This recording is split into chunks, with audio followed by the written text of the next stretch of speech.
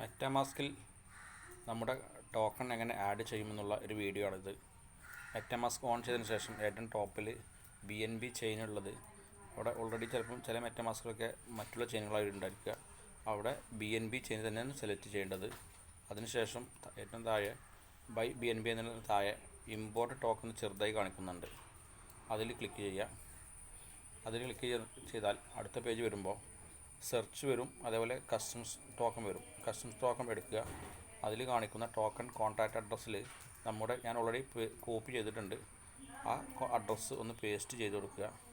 അത് പേസ്റ്റ് ചെയ്തതിനു ശേഷം നെക്സ്റ്റ് കൊടുത്തു കഴിഞ്ഞാൽ വരുന്ന ഒരു ടോക്കൺ സിമ്പിൾ വരും, ടോക്കൺ ഡെസിമൽ വരും.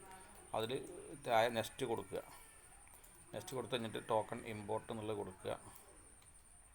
ഇമ്പോർട്ട് കൊടുത്താൽ നമ്മുടെ BT Cash ടോക്കൺ നമ്മുടെ മെറ്റാമാസ്കിൽ ആഡായി. ഇത്രേ ചെയ്യാനുള്ളൂ.